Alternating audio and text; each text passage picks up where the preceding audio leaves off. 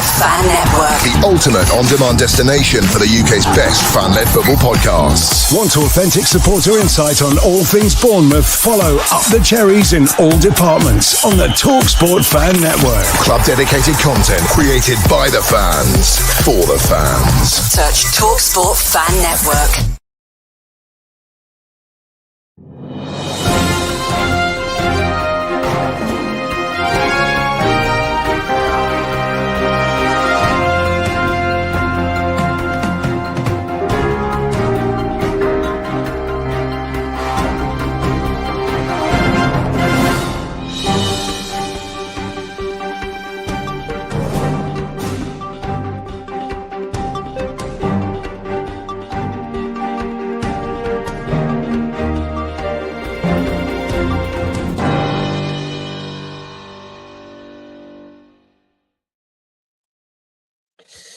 Good evening, football fans, and welcome back to the Transfer Show, streaming live on Up the Cherries in all departments and, of course, Huddersfield Fan TV.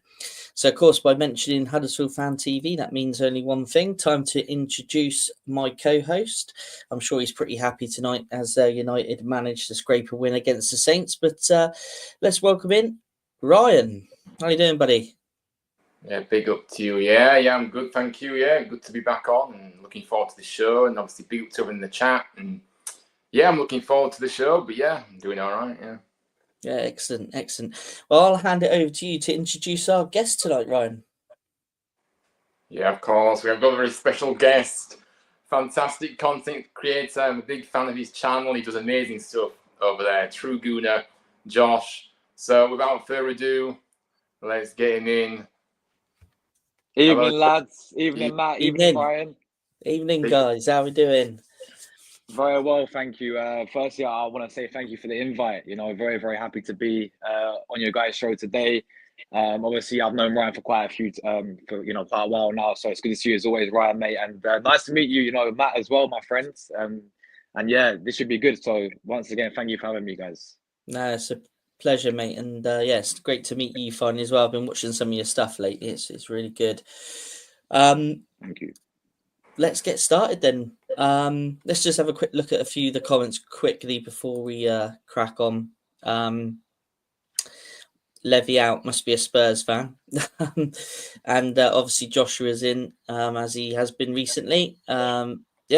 Well, I'm sure I'm sure you're both well, actually, considering United managed to get that win tonight. But let's start with some news that just came through on Sky just before we went on live, which is this one here. Zaha moving on loan to Charlotte FC. A bit of a strange one. Yeah, he's a bit of a strange one, isn't he? So I don't know how old he's now, Zaha, but I think obviously he's a bit latter age in his career. But yeah, I mean, I don't really get that myself. No, I'm not sure. Don't understand. Strange. I don't think he's really settled anywhere, has he, since he left Palace? No, I think he should have stayed at Palace, shouldn't he, really? If you think about it. I know his hindsight's a wonderful thing, but I think he should have stayed in the Premier League. Yeah, no, definitely. I agree. I agree with that. Yeah, it's a strange one. But Josh, not of interest to Arsenal then? Zaha, listen, for me, Zaha as a player I would have taken 2019. 2018, 2019 when he's at Palace. He's actually, for me, a joy to watch at Palace, Really, really enjoyed watching him in the Premier League. And I think I just checked, he's like 32 now. So it makes sense to go to a league like MLS. He's getting a bit older now. But yeah, as you guys rightly said, I do agree with you. He's not really hit the ground running after he left Palace. I was really surprised when he actually left. And he went, I think, to the Turkish league. I think he went Galatasaray in the end. And didn't really hit the ground running there too much. Then he went, obviously, Lyon in France. And his career just went down just decreased, which is very surprising because towards the end of Palace, he was still a very, very good player, man. Really, really enjoyed to watch. And I would have taken him when, 2020. But I think probably the right type of move considering his age. And I think MLS, we see some regular no players come from Europe and go there as they get older, sort of finish off their careers. So yeah, I think overall it's a loan deal as well, different league, different experience for him. I think it's one that we're not really surprised about, really. Yeah, no, I totally agree with you. Just while we're touching on the MLS, just before we move on, this man as well looks like he's going to be solving his game time issue by moving back to the MLS with Atalanta. I think this is probably, again, similar to Zaha, pretty much a spot-on move, really. He's not getting the game time at Newcastle, is he? He still can do a job at a certain level, and I think he'll do pretty well back in the MLS. What do you think, guys, on this one? Yeah, no, I agree. I think, yeah, I agree. I think this move pretty much, Yeah, for me, Amarin again, decent player. Again, getting, I think he's like 30 as well now. So again, as Yeah. similar move to Zaha, but yeah, this is a thing. He just needs a new challenge now. He's clearly out of favour at Newcastle. They're moving on for him. I think he did really well a few years with them as well. Always a good little player for them.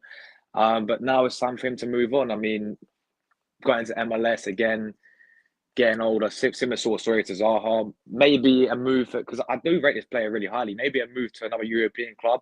Maybe going to like a French league or like a Bundesliga could have been better for him. But listen, they're going to get some decent money for him. I think 10 million as well for MLS sort of point of view is good as well. So I think, again, very similar to Zaha's situation for this one. Yeah, no, definitely. Totally agree. Well, before, obviously, with you being with us, Josh, we're going to have a in-depth look at Arsenal's possible transfer activity. But just before we get started on that, we're going to cover a couple of other topics. And the first one being, Ryan, over to you on this one, buddy. The League One transfers. Yeah, of course. Yeah, so here we are, League One here. So obviously this deal went through the other day. Obviously, Exeter signing midfielder Joel Colwell on loan from Cardiff. Now, Joel Colwell actually spent the first half of the season at Cheltenham in League Two, and he did very well. So they recalled him and decided to move him up to League One, move up to League One with Exeter. So yeah, I think it's a good kind of deal for him. Obviously, he obviously scored 9 goals this season for Cheltenham, so he's done well. Got plenty of assists. He's very highly rated at Cardiff, to be honest with you. We've got high hopes of him. Obviously, he's still very young, only 20. So, he's getting some experience. And obviously, his older brother, Ruben, plays at Cardiff, and he's doing very well at Cardiff as well, Ruben. So, good deal for Exeter. Exeter are getting a good player. And I think could really help Exeter from now until the end of the season, absolutely. Another one. So Michael Smith from Sheffield Wednesday.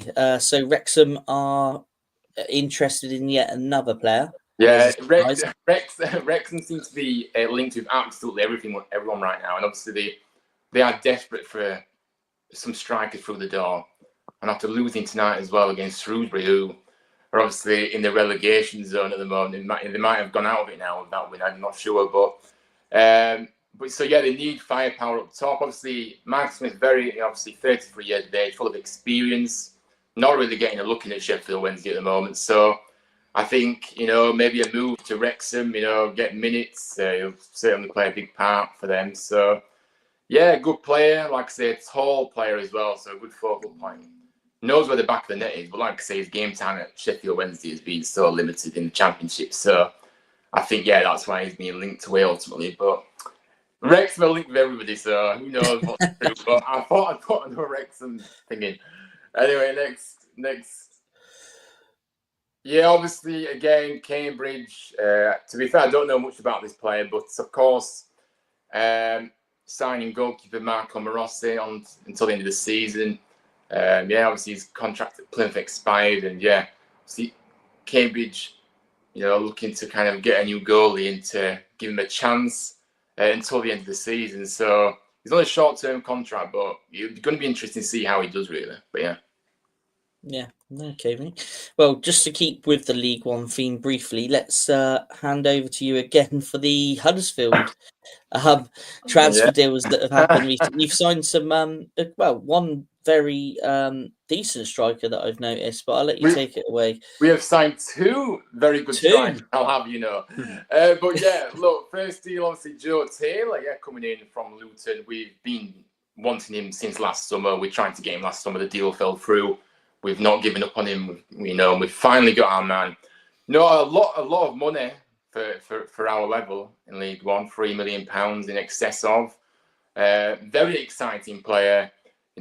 Taylor has been out on various loans, including last season. At the end of last season with Lincoln, scored 10 goals in 19 games for them.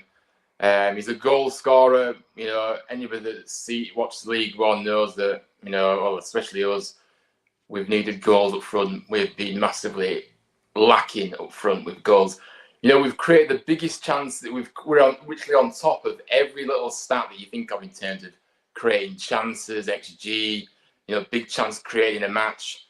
But we just haven't had the strikers to put the ball in the back of the net. And I think Joe Taylor is a really exciting player. Look, only 22 as well. Got a lot of potential, signing a long-term contract as well with us. So really, really big statement signing for us. And I'm really excited to see him play. I can't wait to see him play. He's got so much quality, clinical, like I said, full of pace, skillful, and just not had much of a looking at Luton, really.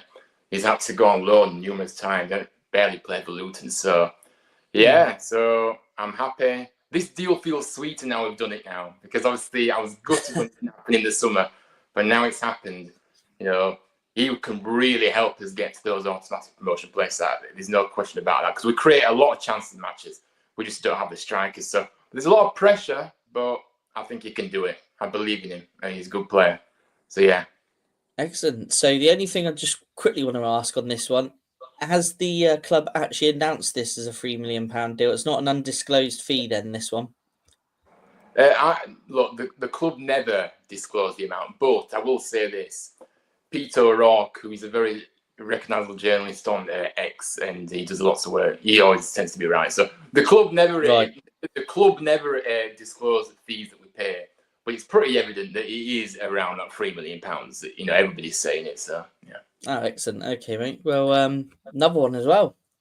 Yeah, another one through the door of a striker, 2 strikers at once. It's just amazing.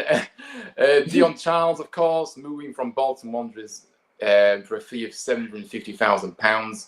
A bit more experience than Taylor. He's 29, Charles, and he's got a bit of a point to prove, because obviously he struggled this season at Bolton, been in and out of the side. But 2 of his last 3 seasons has ended up him scoring 20 plus goals for Bolton, and that shows the quality he's got.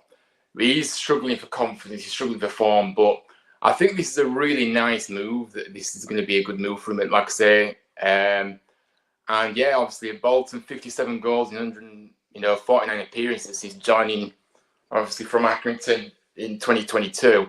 That is really good. So, look, I think he just needs a fresh start. Something, reignite his career with us. And Michael Duff, our manager, has shown that he can really help players when they're low on confidence and they're struggling. When he came in last summer, Duff, the amount of players that were kind of struggling a little bit for form, but he's helped the squad, he's helped the mentality of the team, and he's helped, just players that have just struggled for form. So I think Dion Charles is another quality player, and like I said, full of experience, and a goal scorer ultimately. He might not have scored many goals this season, but I've got full faith and belief in this guy. I've been a big admirer of him for a while, and this deal kind of came out of the blue, really. But look, I'm happy, and really good to see 2 quality strikers come through the door, and now we are really serious for those automatic promotion places. Now the club have proved that. Cool. So hopefully they're the 2 signings then, mate, that will get you across the line at the end of the season. But we'll touch back on the EFL a little bit later on. Next one, interesting. Some interesting stuff coming out last sort of few days, week or so. The rebuild at City. Have we guys seen any of the news, any of the names that have been linked to City lately? Yeah, quite a few. I think they're looking at four players. I think obviously they signed Mamouche. Here we go. I think Fabrizio tweeted it from Frankfurt. Yeah, I think you got it there. Victor Reis, I think his name is as well, from Yeah, Brazil. young And then you've Brazilian. got Yeah, young Brazilian, and you've got Kuzinov as well. This guy looks a very, very physical player from Lens over there in France. I actually remember watching him when he played against us in Champions League last season. He came to the Emirates and he looked really, really physical player. So yeah, and then obviously Mamouche, and then they're looking at, I think, defenders, because obviously we saw what's going to happen to Carl Walker as well. So looking for Cambiasso as well. I'm pretty sure. So yeah, Man City. I mean, they've record like they're going to spend around 200 million in January. It seems like if they can get the Cambiasso deal as well, which is quite mad. I mean, but this is where they're at. Pep knows, and this is taking away the Rodri replacement as well. They still need for me a player there to replace Rodri, because we know how key of a player he is for Man City, and look at the difference.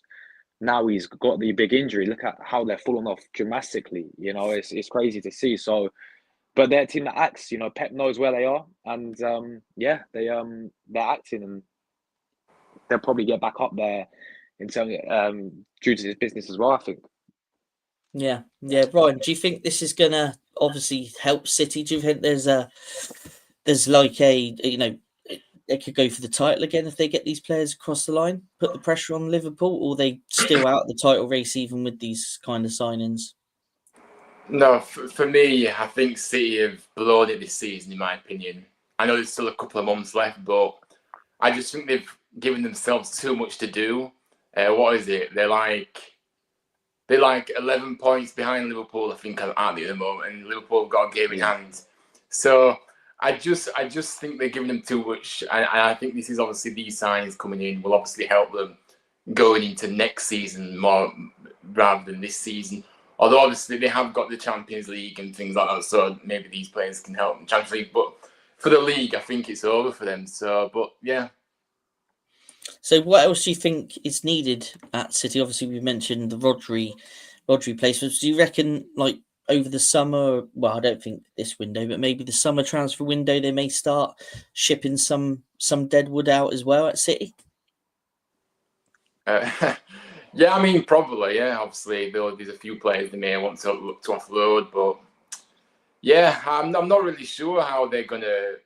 I'm not really sure how they're going to what they're going to do really, because I don't really. There probably will be a few players that will want to move on, and obviously maybe look to strengthen a little bit more in the summer as well. But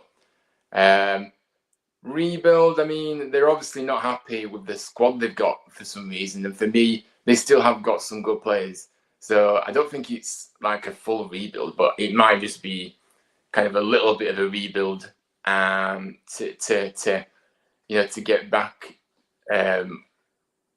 towards the top of the table, really. Yeah. So obviously Walker, he looks set to be out the door, doesn't he? Is he going? Anyone know where he's meant to be heading? Is it Saudi or? I can't remember that. No, I think all he said is that all the talks going on is like he's just going to be like he wants to leave Man City, but I don't know in terms of like his future where he could go. Possibly Saudi, yeah, that could be an option for him. But So there's no set destination for Walker. It's just in not at case the he wants to moment. leave. Yeah. Okay. So what in terms of players like Grealish, do you think players like Grealish might have to watch out possibly in the next transfer window? Because I mean, Yeah. he's underperforming, isn't he? Really?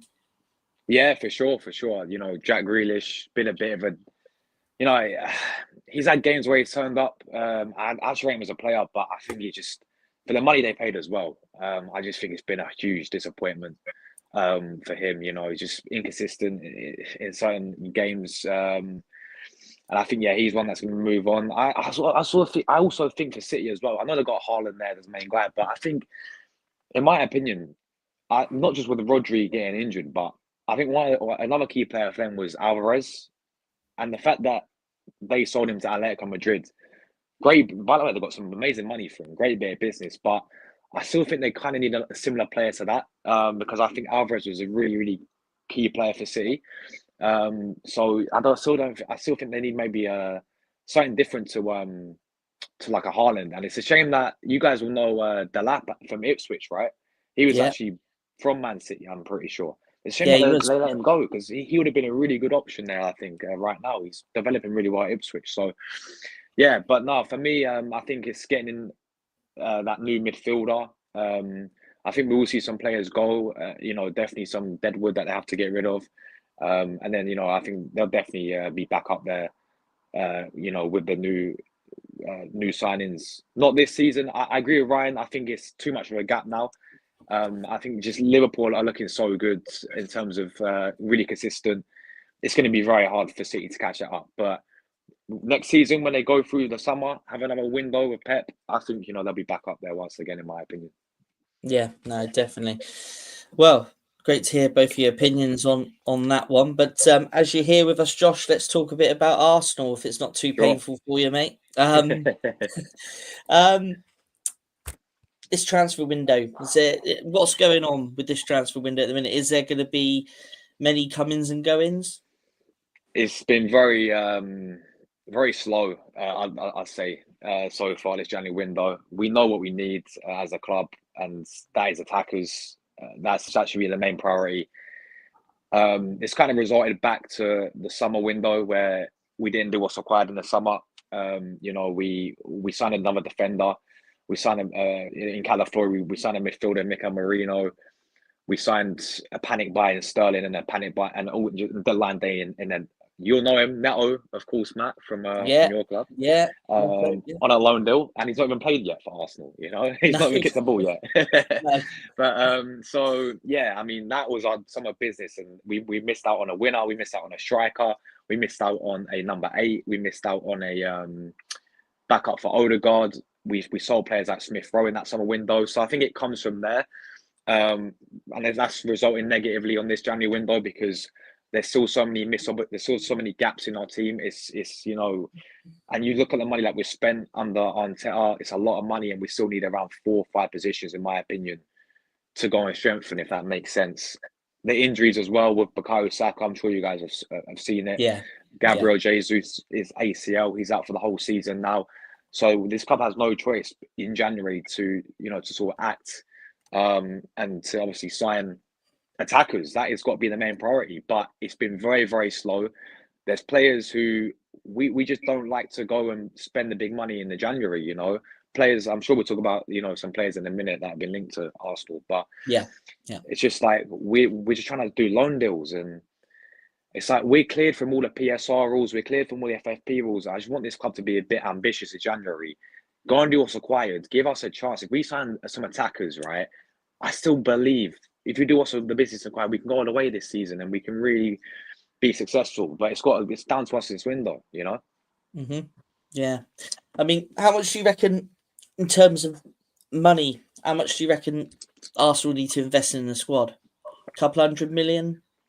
Honestly, that's what, considering some of the players and the price tags going around that we've been linked with, that is what it's going to take, I think. I think it's going to be over.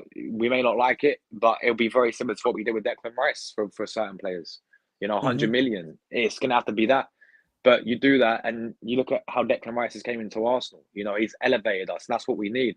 We need players to come into our team now to take us to that next level. Yeah, we don't need players who fill the squad, right? We've been past this. We need players to come in and hit the ground running right now, and take us and elevate us to winning the league title, to going far in the Champions League and getting that over the line as well.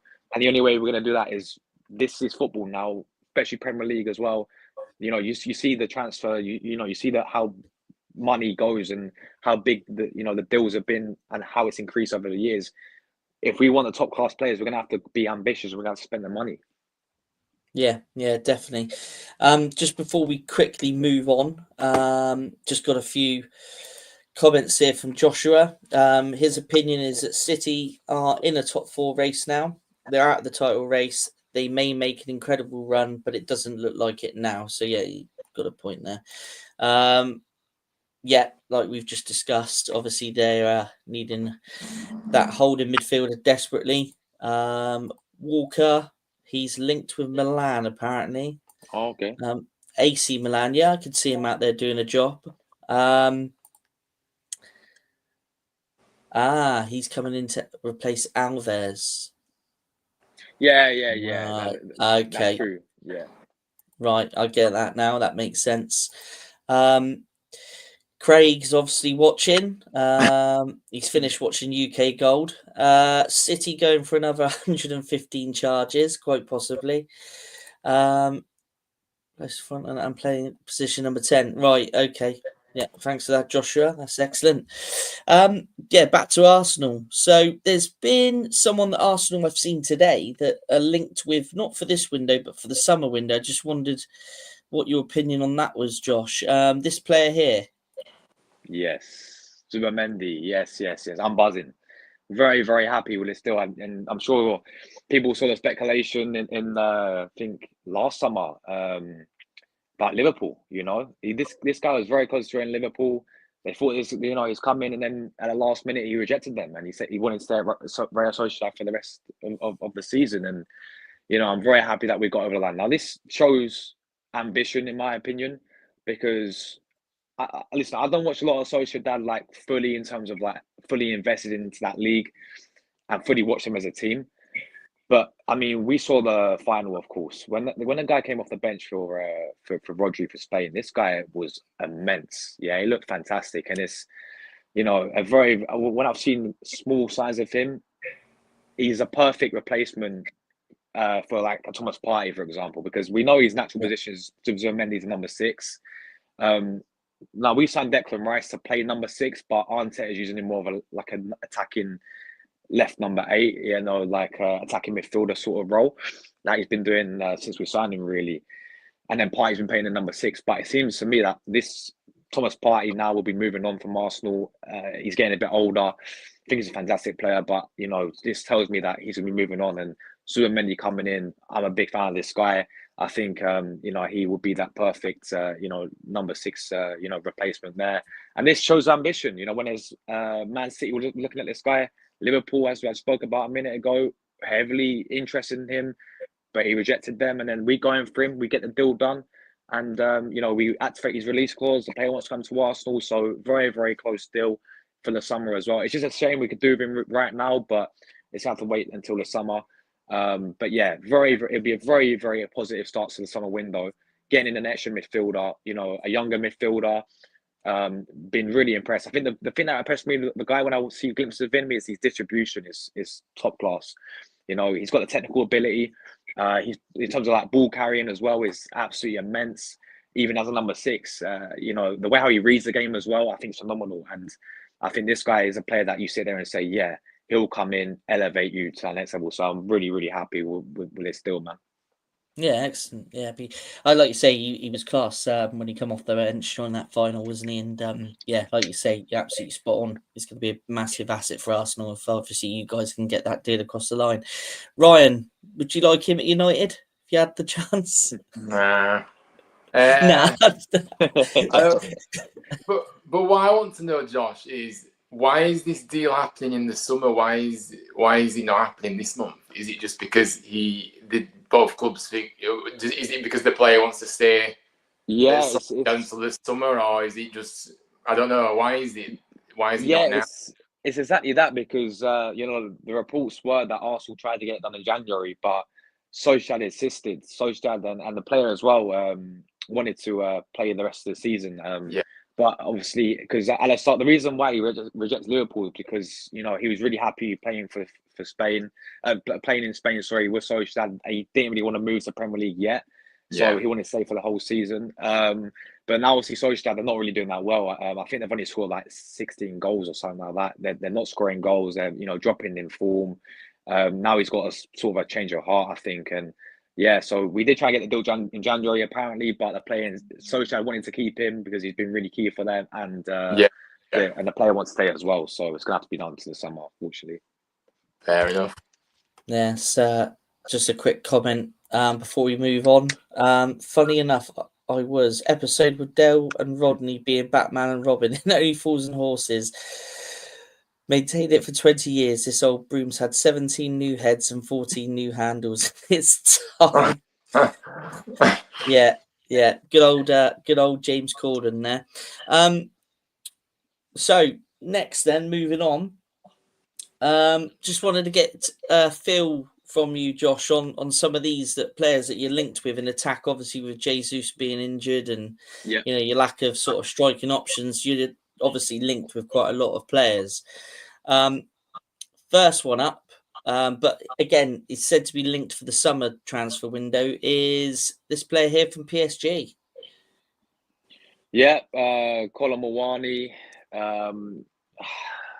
Yeah, I'm not throwing this type of deal, to be honest with you. Very good player when he was at Eintracht Frankfurt. He had a very burst onto the scene for them, like many Frankfurt players do, and then they don't really go on, sort of, when they move on from there, they don't really go on progress in their careers. PSG, he's just been struggling, to get in even into their team this season. I know he can play a striker and on the wing as well, but this is not for me. I don't rate him that highly. I honestly think he's bang average in my opinion. He doesn't really impress. I'm sorry, he doesn't really impress me in terms of anything really that is going to take us really, and is what we've been missing. We've been missing a clinical goal scorer. This guy's not a clinical goal scorer. This guy's not a prolific goal scorer. So yeah, for the summer, no, thank you. We should be going, with all due respect to Colin Mawani, we should be going and looking for elsewhere. I think there's so much better we can do out there than signing to play like Colin Mawani. I just don't feel it. I just don't think he will fit, with us. I just think all he's really got is physicality, to be honest with you. Every time I've watched him, he just looks wasteful in front of goal and he's not clinical enough, in my opinion. So yeah, not for me. Yeah. And Joshua has just literally said he's moving to Juventus on loan. So there we go. There we go. That's happy days for you and Arsenal. Next one, this guy here who's just an absolute dream. But what's your views on this one? Is this just paper talk, or where are we going with this one? This is a guy for Arsenal. It's as simple as that, really. This Alexander Isak, I really wish, and we regretted this in 2022 when he's at Real Sociedad. We could have got him 63 million. We was heavily linked with him that season. Instead, we went with Kai Havertz, and Newcastle, I think, paid 63 for him in the end. But yeah, this is when we should have got him 2-3 years ago. But this guy is that perfect sort of like striker that we've been looking for, in my opinion. Right now, for me, it's one of those ones where there's, of course, all the links, all the rumours. I think they're definitely there. They have to be there. To play like Isak, we have to be in for this type of guy. But it's just not going to happen anytime soon due to the price tag that Newcastle are set on him. It's going to be over 100 million. I think they even spoke about 150 that they set on this guy. Yeah, 150 million for Isak. But they have the right, really, because it's like, I don't really blame them. It's a key play. It's the best player, in my opinion. Yeah, they have the right, because he's got 3 years left in his contract still, and the player's happy to stay for the rest of the season. He's scoring goals for fun. You've all seen him this season, and what got me that most is when we actually played against Isak this season as well, right? When I really got to watch him. All right, I'm going to see this. Let's see what it's all about, because he's been scoring goals left, right, and centre. But when it's a big test when he plays against, of course, us, I can really see this guy, really give my opinion on this guy, right? In the St. James's Park game, he scored against us in the Premier League, 1-0, when they beat us. And then the Carabao Cup game, I've never seen William Saliba. And William Saliba, for me, is one of the best centre-backs, not just in Premier League, but in Europe, all right? He's a Rolls Royce. I have never seen Saliba get roasted by a player in his Arsenal career. That's the first time I sat there and I said, even when Saliba was playing against players like Haaland and all this, he dealt with Haaland. But when it came to Isak was different class. Saliba, there's an occasion where he went in for a challenge, right? Completely misjudged it, and then Isak just like it was nothing. And he's so good in tight spaces as well. This guy has got everything that we need. My only doubt is he's suffered a few times with injuries, but apart from that, in terms of a striker, he's got technical ability. He's so skillful. You've seen him a few times drift out wide as well in the wide areas. But the main thing that we've been missing, what Arsenal have been missing, is that clinical goal scorer up front. And this guy scoring goals for fun, playing for Newcastle. This very skillful player, very technical, gifted player would be perfect for Arsenal. And this is the type of player that for me I'll pay the money for. Massive fan of this guy, man. This is for me like the perfect replacement for what we're missing, man. Yeah, no, definitely. I mean, he is a phenomenal player, and like you say, he's knows exactly where that net is once he's in the box, doesn't he? I mean, it looks like though if it would happen, it's going to be summer transfer window, obviously with the valuation of the player. But for sure. What about the next one? What about this guy here? Yeah, Benjamin Sesko. Again, it's a difficult one on this guy because again I'm not seeing a lot of him at Leipzig. I've seen a few glimpses of him in terms of he's got the power. He's a powerful striker. He's shot some of the goals he scores is incredible.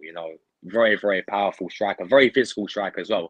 He kind of reminds me of what we got in Kai Havertz. I think they play very similar roles, to be honest with you. I just think we need something a bit different. Yeah, he's still young, and he's still got the potential, and he's definitely one to watch out for the future. And I just think where we're at right now as a club in this type of signing would have been good when we was going through a process, when we was going through like this whole project of getting these youth players a few years ago, when we was having a rebuild under Arteta and we was getting back up there. We were signing these types of players to get us back up there. But now we're there. We need to get over the line, and we need to win Premier Leagues, and we need to win Champions Leagues. We need to start winning trophies now. I just don't think Sesko is that guy yet. I just don't think he's proved. I think he's a very raw player still. Doesn't mean that I don't think he's going to get there. I think he has a lot of potential. But for now, I think you go for the big. You pay the big money. You get some proven players to take us over the line. Not saying I'm not calling Sesko a bad player. I just don't think he's not. I don't think we need him right now. It's not what we need right now, personally, in my opinion. Yeah, no, totally. Ryan, what do you think on Sesko? Yeah, I'm the same. I haven't really seen much of him play, but obviously he's highly rated. But yeah, I think he's still only 21. I think he really does need to keep building. He's not going to be able to come into the Premier League and hit the ground running, maybe like Arsenal want him to do. And that is why I think that he should be staying at Leipzig for now and building up that experience. But yeah, so look, I think he's clearly got a lot of quality, but he still has a long way to go. And I think sometimes these players are kind of really hyped up, and of course he's an exciting young player. But when people, when fans just need to go over the top with players, and it's like, no, he's still only 21. Just let him grow into the player. He's not even, technically anywhere near his peak levels yet. Around the 25, 26, 27 mark, if you want to say. So yeah, no, I think he's a good player, but I don't think Arsenal should go from at this point, to be honest. Yeah, no. Yeah. Do you know what it is? Sorry, I quickly want to come in because come on this in. reminds me of when Haaland. You guys remember Haaland when he was like young? Yeah. Because Sesko said in the summer, because we was looking at this guy in the summer, right? It was very very close to being done in the summer. He was our main guy, main target. But we was going to go for him, but then he rejected us. So he said at Leipzig, but I think he did that because of what happened, similar to what Haaland did in the Bundesliga. Maybe he looks at thinking, you know what, I've only been at. He had a very good season prior to that, scoring many goals. He's still young, 21. What Haaland did, I think he was at Dortmund for a few seasons, developed himself, was ripping up in the Bundesliga, and then finally he moved on to Man City. So I think he's following the footsteps of Haaland. I really do, man. Yeah, no, I totally agree with what you're saying. There is a very a lot of similarities there in terms of. He's made 100 senior appearances, and he's 21. That's quite impressive for someone his age. And I think Haaland had something similar when he was kind of that age. He'd played a lot of games by the time he was 21. Yeah, exactly. So. Yeah, no, there's definitely similarities there. And his goal scoring ratio in the Bundesliga, 30 goals in 66 games is quite impressive, but not quite ready for Arsenal yet. But this is an interesting one for me. I like this player. Yeah, absolutely. But is he Arsenal? That's the question. Yeah. This player for me, I rate him very highly, and this type of player I wanted this January. I think bringing him for this January, he'd take us. We'll be in a very good position if we sign him this January. I know there's a lot of talk about him sort of not happening this January because of how well he's doing for Wolves and where they are as a club right now. I know they're going through a new manager phase and they're sort of getting above the relegation now, trying to get themselves back up there. But yeah, for me, Cunha impressed even before when he was at before Wolves. I remember him bursting the scene when he was playing with Atletico Madrid in La Liga, and I heard his name going around. I'm thinking, yeah, this guy doesn't look too bad. And when Wolves signed him, I was thinking, you know what, that's a good signing for Wolves. And he's came in and he's been absolutely fantastic this season, scoring goals for fun. But everything about this guy, like very, very sort of technical player as well, very, very skillful player, can play multiple roles as well, which I think Arteta really likes his players who are versatile, players that can do multiple things at once in terms of like dropping deep, sort of drifting out wide, making runs into the box, creating space. I think this guy's got it all. I've been really impressed with this guy from Wolves, man. And right now I'll take him all day long. Don't get twisted. I think Isak is a guy for me, but Cunha would be a very good alternative, and I will not be against it. All he do it in the Prem, all he proved that he can do it in the Prem as well. So I would go all for Cunha this January if it does happen. But I do see him staying at Wolves personally for the rest of the season. Yeah. What would you value him at? For me, I think 50, 60 million for Cunha. I think that's what it would take to get him. Just because I think the way how he's probably Wolves' most influential player. I think he's one of their key players. And obviously they got rid of the likes of Neto and Nunes to Man City, and obviously Neto to Chelsea. So I think around 50, 60 million is what it's going to take to sign him. But I would pay that and I would get him in this January for sure, man. Yeah. I mean, Ryan, like Josh was just saying, versatile player, skillful player. What's your thoughts on him? Yeah, no, I agree with Josh. Again, he's a fantastic player. He's a real joy to watch, isn't he? And I think he would really add to Arsenal's problems up front, and really like I say, he's already in the Premier League, so he's already shown that he can score goals in the Premier League. I don't care if it's for Wolves or if it's for one of the top teams in the league. He's still scoring goals at this level. So yeah, no, he's got a lot of quality, and I think Arsenal should really be serious about this one and put a bid in and test Wolves' resolve this month because I think he's the guy for them at this point. Like Josh said, I think he is the guy, and he will certainly, every time he gets a chance, he scores. Yeah. Pretty much. And I think that's what, that's all you ask from your strikers to be as clinical as that. And I just think his overall game, though, as well, is really impressive, as well. Yes, obviously strikers, all that scoring goals, but he offers more than that in a side, I think. And he's got the full package. I don't know if I'm hyping him too much, but I love it. I do like him. I really like him. Honestly, I do. So, Yeah, no, well, if he doesn't end up at Arsenal, I'm sure he's destined to end up playing for a club in the Champions League for definite, and in Europe quite regular. But let's move on to the next guy. Now, this guy here, I rate very, very highly, but I think Thomas Frank has come out and said that he is one of the players that will cost a lot of money to praise him away from Brentford. But Josh, is he Arsenal? Very, very good player. Very good player indeed. I would prefer the other one, though. You guys know what I'm going to talk about. I don't know. Have you got him on the PowerPoint on the next slide, or is he mentioned or not? Who's that? He's mentioned in. No, he's not actually. No, he's not. But he is also linked to Arsenal. There's so many players. I tried to select as many as I could, but I thought we might be here all night. But yes, he is also linked. But he's also heavily linked to Liverpool as well, I think. Yes. See, no disrespect to Wizard, but he's the one I want, man. This January is go and get Brian and Bremo from Brentford. Don't get Wizard. I would take him in January as well, man. Like honestly, I think Wizard he's really stepped up, and I feel like there was a lot of criticism when they had Tony for Brentford. I feel like he was like the main spotlight because he was scoring all the goals for them, and you had the likes of Wizard going under the radar. You had the likes of Mbeumo going under the radar, but now we see Tony in Saudi, and now it's them two. The partnership they got up front between it's deadly. The goals they score between each other is mad this season, and very very highly rated player. I do rate him very very highly. But the guy I do want for me is a Brian and Bremo personally, man. But no, don't get twisted. Wizard for me, very, very good player. But yeah, as you said, it's going to be very, very tough. I think to get both of them in January as well. I mean, imagine if they both were to go, in January, like Brentford, man. What's their attack going to be like that? These are the two main guys for them, getting the goals up front. So yeah, for me, very, very good player. But the one I want is Mbeumo personally.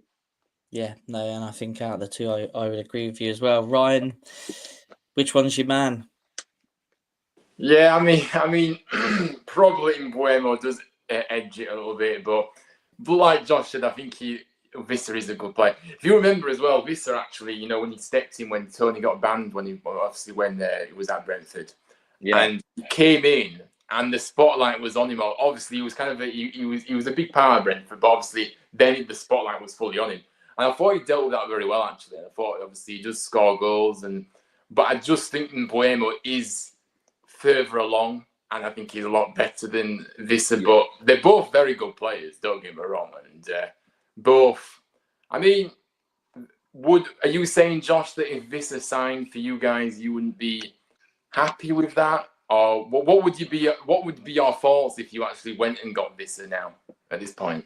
I think right now in January, is definitely an upgrade on what we got. I think would be a very, very good player to come in for the rest of the season. If we're talking long term wise, I think he'll become more. I think we need more there, if that makes sense. But I think he could be as a very good squad player off the bench, maybe as well. Like we have the likes of Trossard. I think he could become that type of player. But for what we need right now, I think he can really help us get us, far this season. But yeah, it's a tricky one. Both very good players, but I think Mbeumo just edge it for me. I agree. Yeah, I agree. Or maybe he's a little bit more, but I still like Visser. Don't get me wrong. Yeah. Yeah. Well, there's two more, and then we do have a couple more during the rumour mill, but we've got a couple more for now. The next player here, to be honest with you, I don't know too much about, to be fair. So, but I did see his name linked. Yeah, he's in a league that isn't obviously, as good as the Premier League, but apparently he's got a decent goal scoring record. But other than that, I don't know much about him. Yeah, again, I've heard his name. Quite a few windows linked with Arsenal, linked with Tottenham as well. There's a few clubs wanting this guy. Another young striker. Again, as you said, it's the Eredivisie. We've seen some good players come from Eredivisie for sure, but I mean, listen, the guy's scoring some goals, looking good in that league.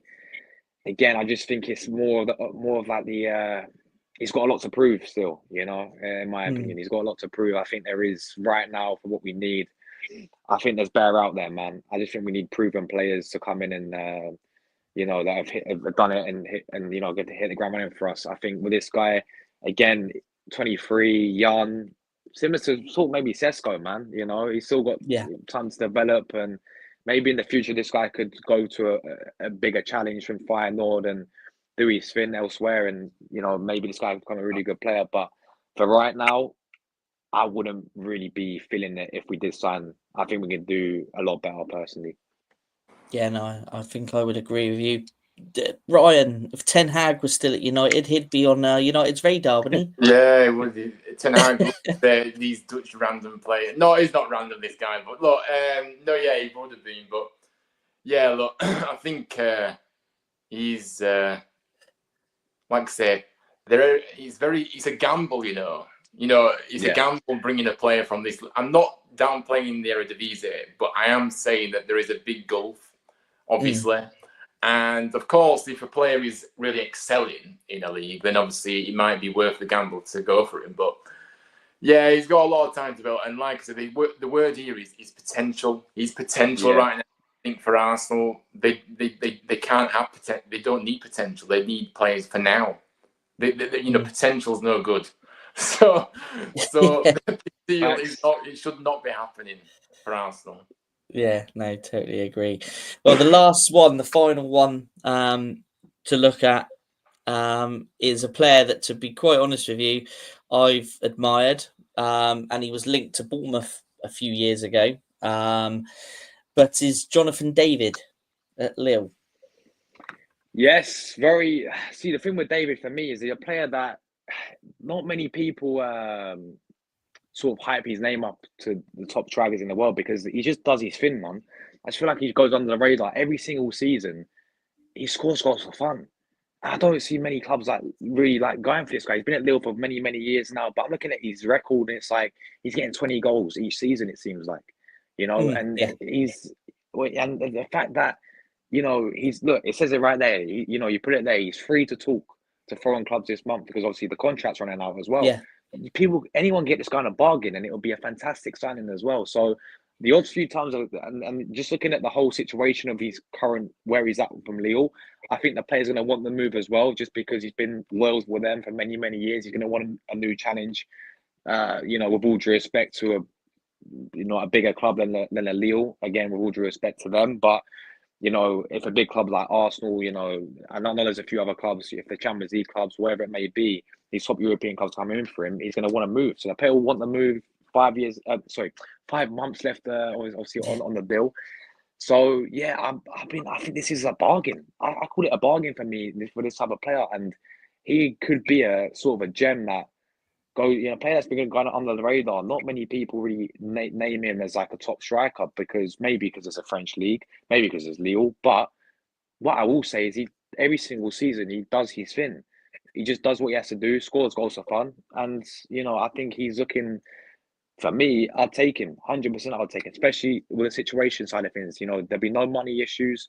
It could honestly be on a free as well if it gets to the end of the season. So definitely a player that I admire, that I've been following for a few years now, and I would definitely take an Arsenal, man.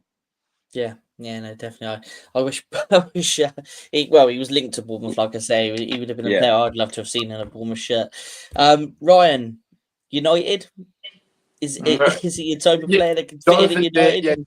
Jonathan David, some goals.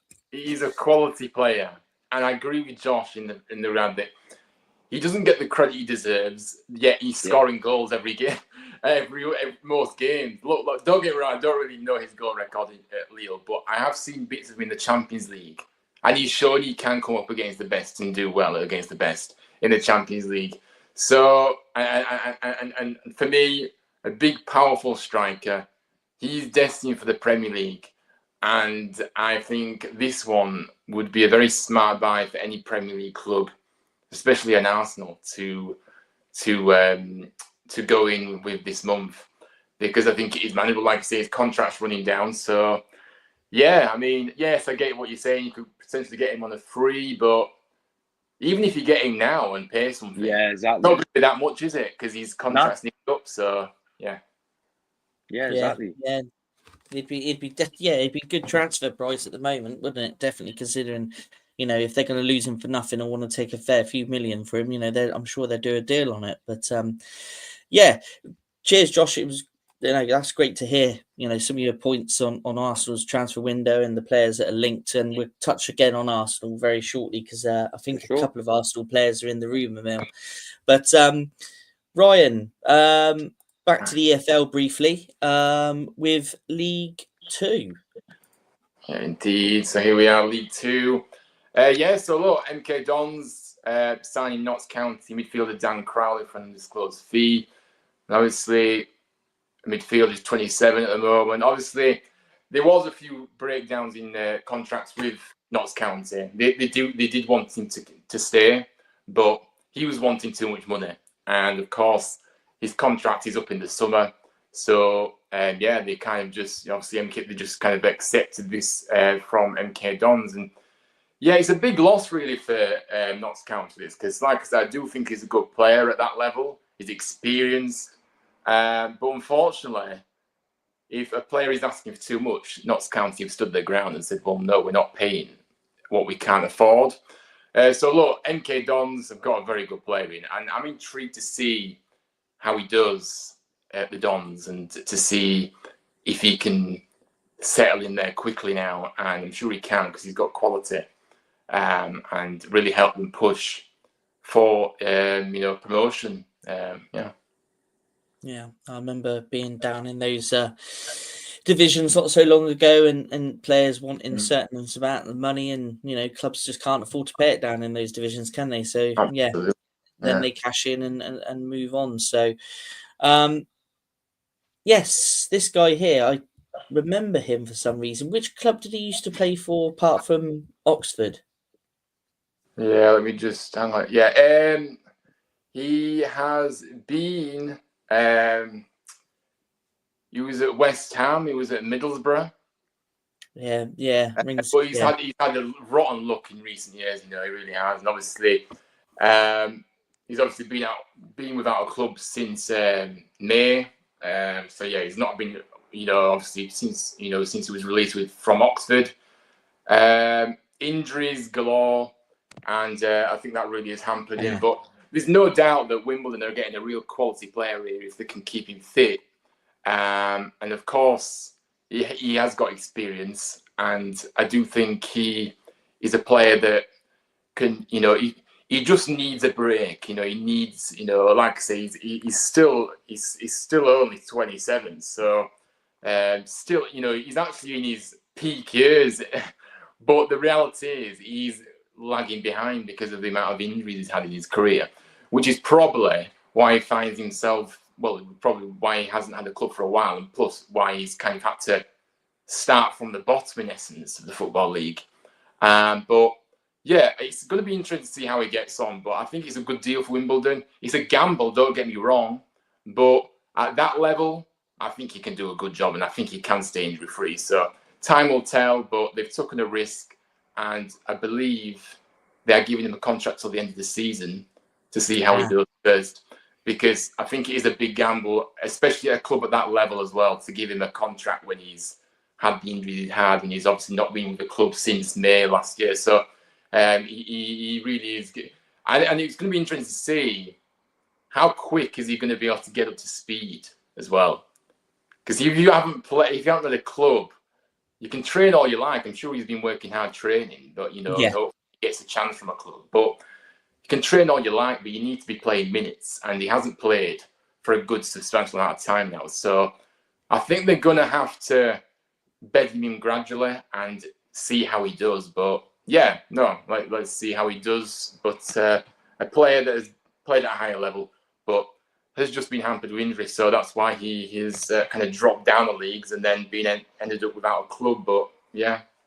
Yeah, match fitness is totally different to just being fit, isn't it? So, yeah, I think the club's been sensible there by obviously signing a short-term deal, and if he can prove his fitness, I'm sure he'll get a longer deal. Yeah, this one, a couple of signings from Leeds and Man United to Doncaster.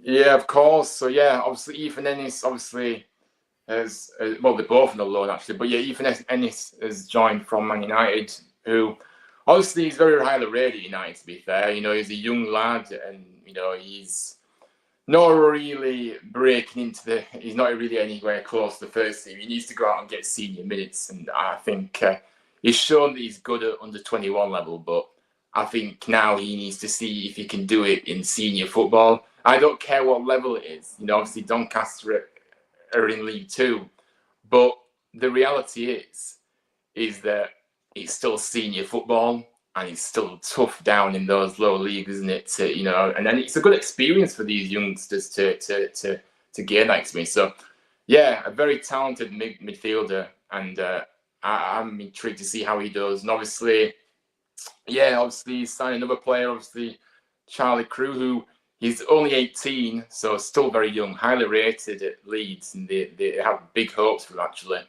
But yeah, he's joined as well. So again, good experience for the youngster, and be interesting to see how they both do at this level. But I'm sure they'll do well, and Doncaster have got some good play. The thing is, when you're down in the lower, obviously in League Two, you're obviously at the bottom of the Football League. These loans are crucial to these clubs because they can't always afford, they can't afford permanent deals. And I know Doncaster obviously been in the likes of League One and obviously the Championship once upon a time, but obviously they are in League Two now, so their budget is very strict. So the low market is important for these League Two clubs. So yeah, let's see how these two do, but bright futures ahead for both, I'm sure. Yeah. Well, that concludes the League Two pick of the week with the transfers. Now it's time to have a quick look at the rumour mill.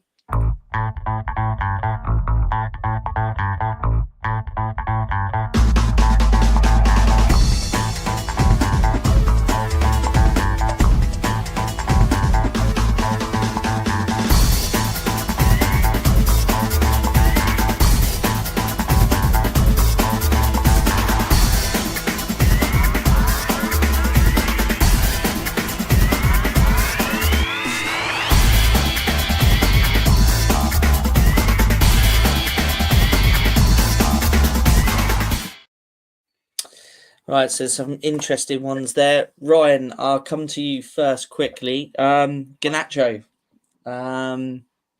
Seen quite a bit in the press about him possibly leaving. What's the truth? What's going on? Yeah, I don't really know, to be honest. Obviously, Garnacho is a very talented player, but obviously with Amorim's system and formation, he's adapting to this position that he's playing in. Obviously, he's not actually a winger now. He's like part one of the number 10s. That's where he plays.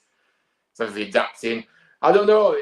When Amorim came in, he was obviously quite sceptical of Garnacho's attitude and how he was applying himself in training, which is why he was leaving him out of the side a lot. But now he seems to be back in favour. Look, I don't know if there's any truth in this, but I think United obviously would be foolish to sell him at this point. I think he has got a lot of potential to grow, and I think he's clearly a talented player. But but obviously he's been a big scapegoat at United, to be fair, in my opinion. I think he gets a lot of hassle from United fans, really. Yes, I get that, he can be wasteful in front of goal, and he can be quite naive at times in the game, but it's not the want of not trying. I think he's got quality, but he's still young. People forget that he came onto the scene very quickly at United, didn't he? People forget that. And it came very quickly. And he's still very young. People forget his age as well. So there's a lot of pressure on him, but is there any truth? I don't know what to believe. I don't know what to believe, but I hope not, because I love Garnacho. I am a big fan of Garnacho. I really like him. Yeah. Josh, there's a couple of Arsenal ones there. One that surprised me, Benzema again. I know he's been linked to Arsenal before, but he's played in Saudi for a while now. Surely he's not the answer to Arsenal's striking problems. Nah, you know what it is with Benzema. Aside from 2016, 2017, 18, 19, it's always Benzema. Every single window, this name gets mentioned to Arsenal, and it never gets done, man. Benzema, what a striker he was, man. Yeah, I'm not taking that away from him. No. Unbelievable striker, right? One of my favorites, watching Real Madrid and seeing this guy step up for them in the Champions League, and it was just a joy to watch, man. But he's finished. Yeah, it's done for him. He's playing over there in Saudi.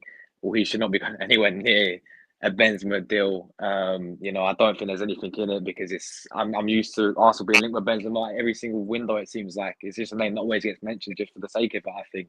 So yeah, very, very, very, very great career, amazing player, back playing for Real Madrid, but now obviously Saudi, no way. No. Couple of other ones that are in there. Which one was it? Osimhen. Would you take Osimhen, Josh? That's it. Oh, In bro, Yeah. Osimhen, in a heartbeat, I'm taking him all day long.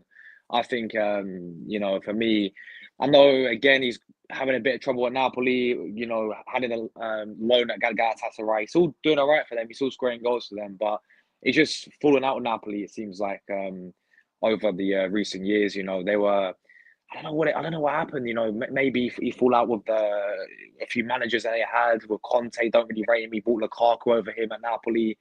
Even them as a club were taking the proper. I don't know if you guys remember the TikTok they did about him, but proper taking the mick out of him and everything. So as a player like Osimhen, I'm not surprised that he wants to leave, but it just didn't seem like anyone was going to come in for him in the summer window because of, I think, the whole price tag. Napoli, a very, very tough club to do business with as well.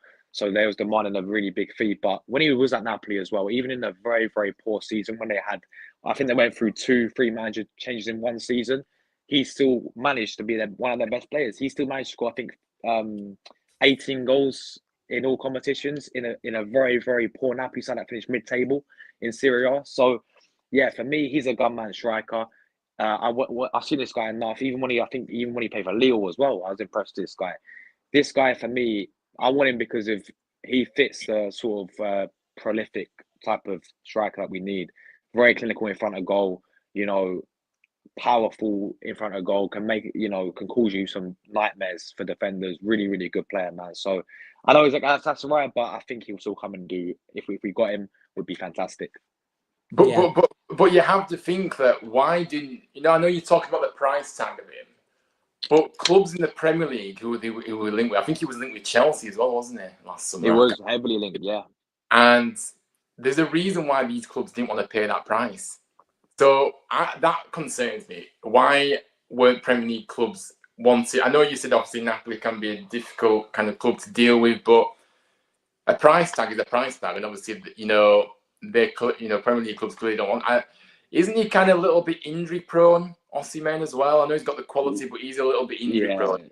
Yeah, so, he's injury prone as well. But then it's the same with others. Like I think we see it not with Osimhen, but I said the similar thing because it's a great point, Ryan. I said the similar thing with Tony as well when he left Brentford and he went to Saudi. Nobody really went in for him, and maybe you look at that the Tony situation and thinking again, Tony's another player I would take in a heartbeat, by the way, quality player, but. Maybe people looking at the clubs looking at the situation, thinking with what happened with him, like the ego and attitude side of things. Yeah. Maybe Osimhen has something similar, but because of what's happening in the situation where Napoli's fallen out of the club, he's not really that main guy for them that he once was. But no, yeah, I think you make a great point, and that's a question that has to be considered. And I think a factor as well is the injuries. What we can't have is players coming into Arsenal that already suffer injuries. We already have enough of that every single season, and it's even like when we sign players like Thomas Partey from Atletico Madrid, this guy had a clear track record. Yeah, he didn't get injured he played like 5 years in a row, only missed 7 games. When he comes to Arsenal, he gets injured every single season. It's a problem at Arsenal when we get injury prone players. So yeah, we can't be having that really, injury prone players. It's a risk, but he's got quality. There's no question about that, isn't it? But I just think there is a reason why Premier League clubs haven't touched him yet, and you can talk price tag and things, but if he was that good, clubs will pay it nowadays, especially in the Premier League. It's going to take you to that level that you want, but clubs will find that money to pay. And I just think it's a bit strange how he'd end up at Galatasaray, which I don't really understand. He shouldn't be playing at Galatasaray. Yeah, exactly. But yeah, that's what it is. So yeah, 50-50 with me for him. I'm not too sure. Well, just while we're on the subject of quality players and injury-prone players, how about Danny Ings? Arteta loves him, apparently, according to Tony at early doors. So that's the answer to your striking problems is Danny Ings. Just before we quickly move on and have a quick look at Bournemouth before we look at the Championship and wrap up. Question for you there, Ryan. Who do I think should be looking at replacing? Oh yeah, I forgot to mention Mikael Helik, our centre back. He's supposedly going to Oxford in the Championship after a deal was agreed. Well, apparently he's having his medical. Well, today apparently he was going for his medical, which I was very surprised about. But For me, we need somebody at a similar build and physical presence as Harry can. I think Tristan Kramer from Exeter City, very tall defender, physical. He's very good as well. He's a very good player. I've watched him a few times. So maybe somebody like that. But I haven't really thought about it, because when I saw that story today, I was like, wow, how is this possible? You know, he was supposedly ill the other week when he was out, but I don't believe that now. I think he was trying to force a move to another club. I believe that. And I think that as much as I'm gutted to see Hellick looking like he's going to be leaving now, I don't really want a player that doesn't want to be at the club, to be honest. However, you know, so yeah, but for me, Tristan Kramer from Exeter, I would go for personally. Excellent. Okay, well, let's watch this space. Let's see if you're right, Ryan.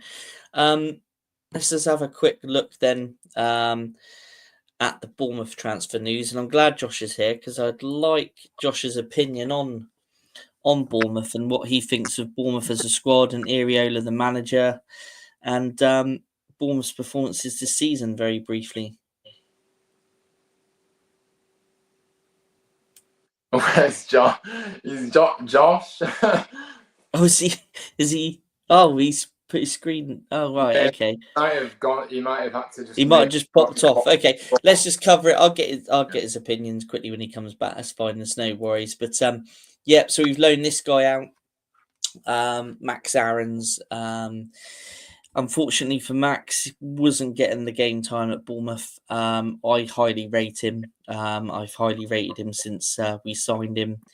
I think he's a quality right back. He does have some competition, but both his competitions are injured currently, which includes the Bournemouth legend Adam Smith. And he's also had a centre-back playing right back ahead of him, and also our defensive midfielder Lewis Cook seemed to be ahead of him in the right back position. So not surprised that he's moved on to Valencia on loan. I think there's a view to a permanent move as well, potentially in that. But I would like to see him back at Bournemouth because I do see him as part of Bournemouth's future. But obviously that's down to Mr. Iriola to decide in the long term. But yeah, so Max Aarons has moved on to Valencia. Fair play to him. He also played the first half of the FA Cup game on Saturday against West Brom, knowing full well that the deal was very, very close to being done. So he's obviously a very, very good professional. And yeah, wish him all the best. I hope he has some good game time at Valencia. I know they're struggling. They're bottom of La Liga, I believe. Oh, are they? Yeah, I believe so. So yes, so looks like Max is going to have his work cut out for him down at the bottom of La Liga. But yeah, so Max Aarons has left on loan from Bournemouth. Now, this is one here that excites me. I don't know if either of you two guys know anything about him. Is it Zane Silcott Dewberry? Is that how you pronounce it? I think that's how you pronounce it. But apparently this guy is an absolute wonder kid. And we're set to sign him. He's 19. I don't know what the club's long-term plan is for him, whether he's going to be getting much game time within the first team or whether he's going into our development squad.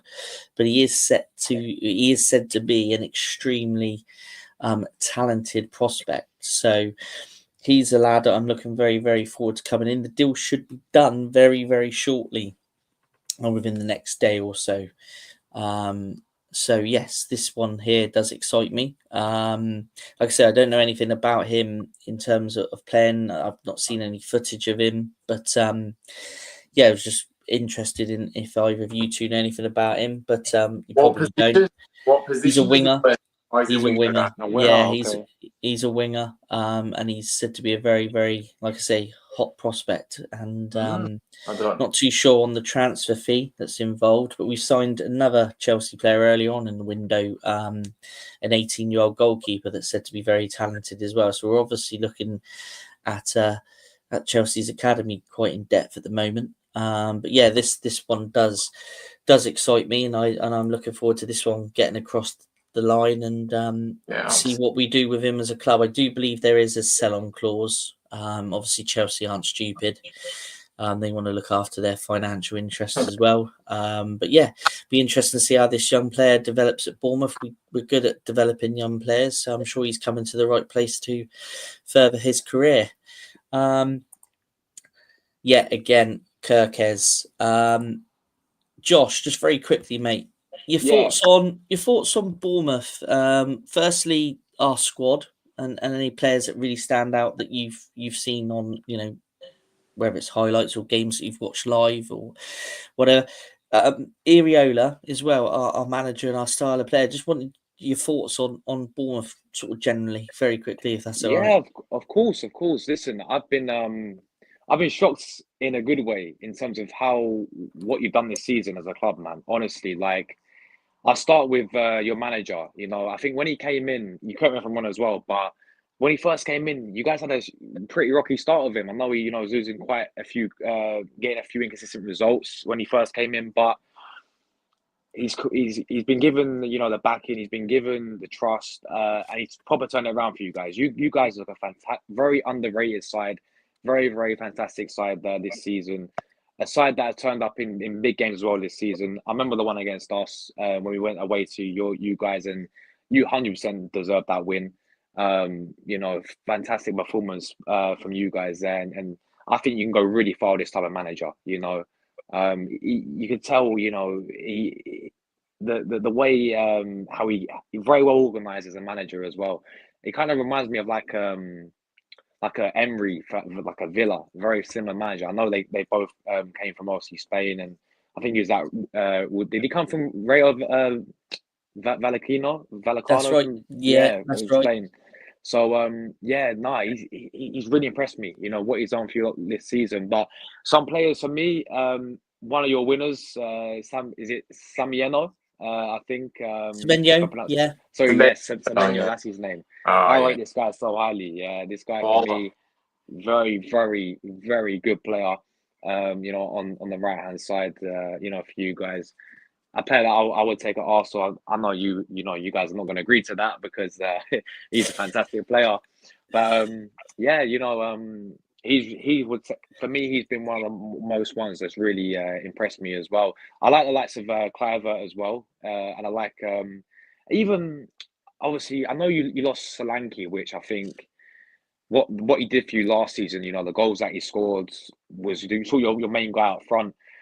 I don't know what you make of Evan Nilsson, is it? You signed for Porto, but I rated him at Porto. I think he was a decent striker. He's scoring goals in the Portuguese league. And I don't think he's a bad player. So he sort of caught my eye when you signed him. I think, you know what? That's a really good signing for you guys there. And this guy up here as well, man. Kirkis, the Hungarian guy. Yeah. I'm not surprised. I'm not surprised that Liverpool are looking to sign this guy.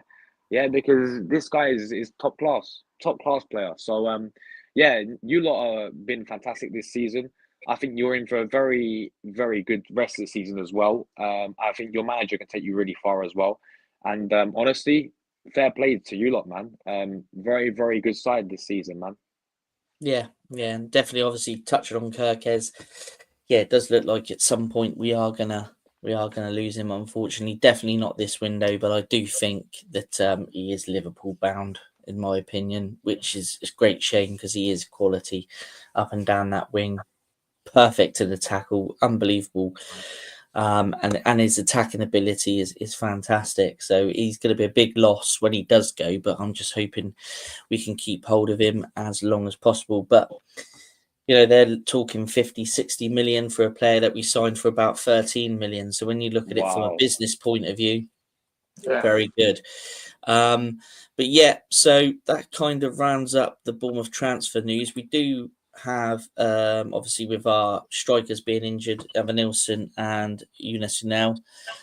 We are apparently eyeing a loan move for the Paraguayan striker Alex Arch. Just said that wrong, didn't I? Say again, Ryan. Is it Arke? Arke, is it Alex Arke? I don't know. Yeah, it sounds similar to that Arcade. Yeah, we'll go with that. But yes, here we are linked to a possible loan move for Alex Arque, Paraguayan striker, to help relieve our striking problems at the club. But yeah, that kind of wraps up the Bournemouth news. And just very briefly before we wrap up for the evening, Ryan, do you just want to go through your picks of the EFL? Yeah, can do. Yeah, here we are, the Championship, one of the best leagues in the world, in my opinion. I think it's such a great league. Not just because we that, but I think it's a fantastic.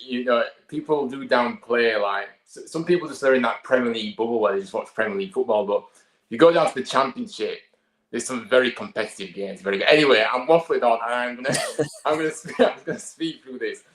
Yes, obviously.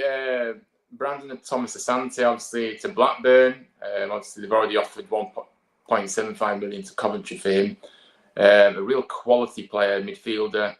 Offers you goals. He's full of pace. He's skillful, and he's got a really strong right foot on him as well. I really do like him. I think he's a good player.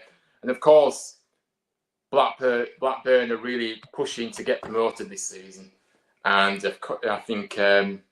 They're really in that playoff mix, and obviously John Eustace, the manager, is keen to improve his forward options because they have got a lack of forward options at the moment. And I think, obviously a player that has got a lot of quality. Like I say, he's not really had much game time under Frank Lampard at Coventry. So yeah, he's become very frustrated. He's too good not to play. Obviously, he only signed last summer from West Brom. He was at West Brom before. And, yeah, again, I remember a lot of West Brom fans were gutted when they lost him because he was a really good player. But yeah, so let's see how that develops. But I think if Blackburn can get him, I think it's a really good deal for him. To be honest with you, I've said that for every deal I've said. But these are my picks, guys. So I'm going to go anyway. Next one. Look, another one that's another interesting one. Obviously, Tom Cannon attracts an interest from both. Obviously. Sunderland and Sheffield United again.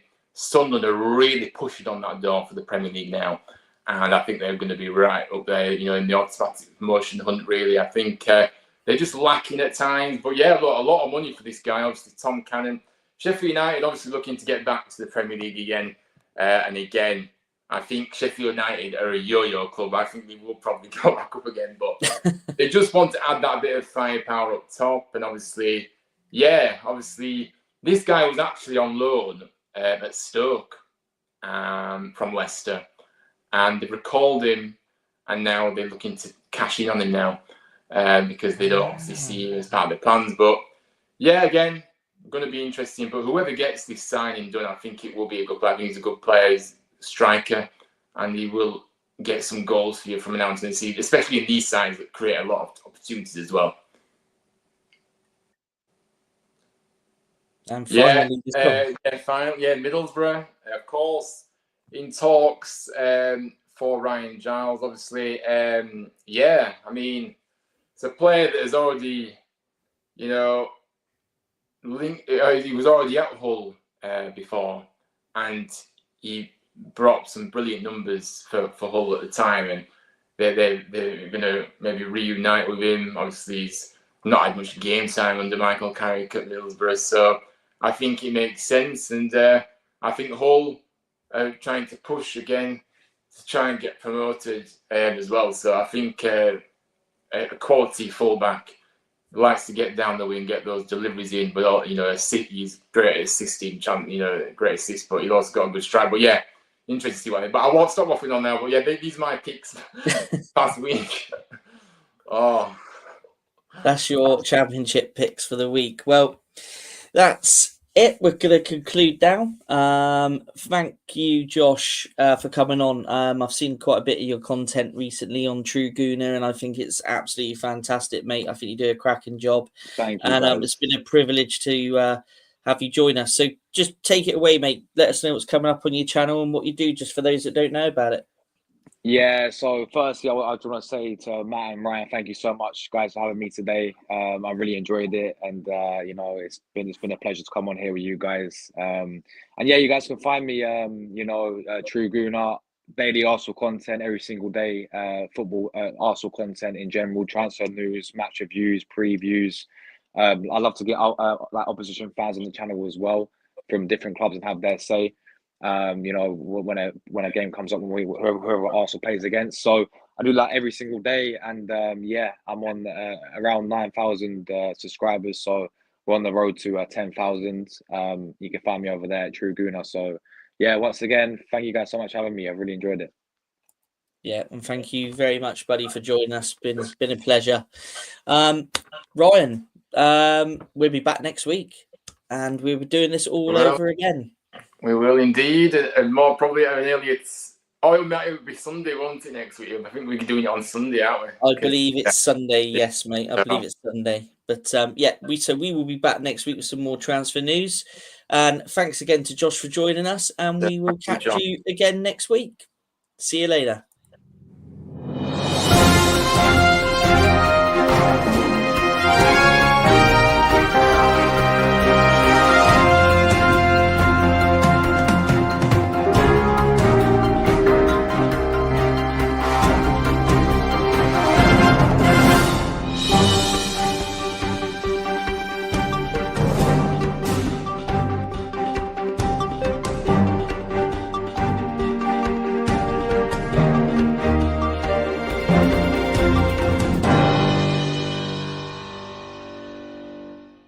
TalkSport Fan Network. The ultimate on-demand destination for the UK's best fan-led football podcasts. Want authentic supporter insight on all things Bournemouth? Follow Up the Cherries in all departments on the TalkSport Fan Network. Club-dedicated content created by the fans, for the fans. Search TalkSport Fan Network.